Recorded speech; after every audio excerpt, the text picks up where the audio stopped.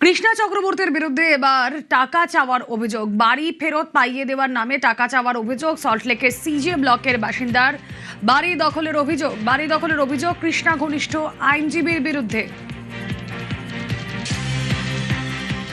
বাড়ি ফেরত চাইতে গেলে হেনস্থা, মারধরের অভিযোগ কৃষ্ণা ঘনিষ্ঠ আইনজীবীর বিরুদ্ধে। ফোন করে টাকা চাওয়ার অভিযোগ কৃষ্ণা চক্রবর্তীর বিরুদ্ধে। অভিযোগের ভিত্তিতে তদন্তে বিধাননগর পূর্ব থানা। কথা বলবো, প্রতিনিধি অনুপ রয়েছেন সঙ্গে। অনুপ,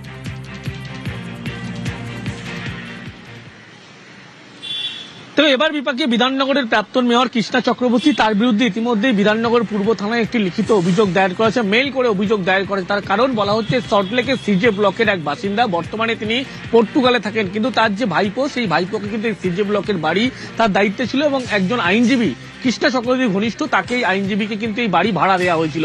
যখন বাড়ি ভাড়া দেয় তার পরবর্তী ক্ষেত্রে যখন টাকা পাচ্ছিল না বলে অভিযোগ, তারপরে বিকাশ কোঠারি নামে এক ব্যক্তিকে পাওয়ার অফ অ্যাটর্নি দেওয়া হয় এবং এর পরবর্তী ক্ষেত্রে গোটা বাড়ি দখল করে নেওয়া হয় বলে এমনটা অভিযোগ।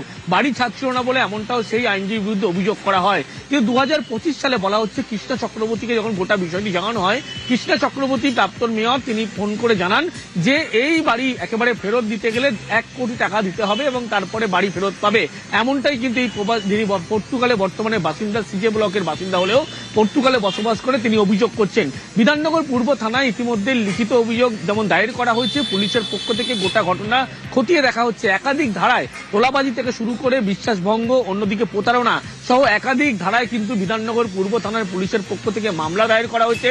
তার কারণ এই বাড়ি জোর করে দখল করা হয়েছিল এবং কৃষ্ণা চক্রবর্তী ঘনিষ্ঠ আইনজীবী কিন্তু এই বাড়ি যখন থাকতে শুরু করে তারপরে টাকা না দেওয়ার পরবর্তী ক্ষেত্রে দখল করে।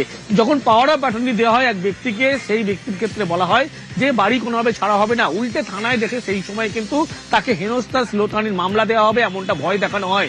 এর পরবর্তী ক্ষেত্রে যখন পালা বদল, তারপরেই এই পর্তুগালে যিনি বর্তমানে বসবাস করলেও সল্টলেক সিজে ব্লকের বাসিন্দা, তিনি কিন্তু একেবারে মেইল করে অভিযোগ দায়ের করেন। সেই অভিযোগের ভিত্তিতে বিধাননগর পুলিশের পক্ষ থেকে ইতিমধ্যেই পূর্ব থানার পুলিশ তারা তদন্ত নেমেছে, একাধিক ধারায় মামলা রুজু করে, যেখানে বলা হচ্ছে কৃষ্ণা চক্রবর্তী বিরুদ্ধে অভিযোগ 2025 সালে এই ব্যক্তিকে ফোন করা হয়, ফোন করে বলা হয় বাড়ি ফেরত পেতে গেলে 1 কোটি টাকা দিতে হবে।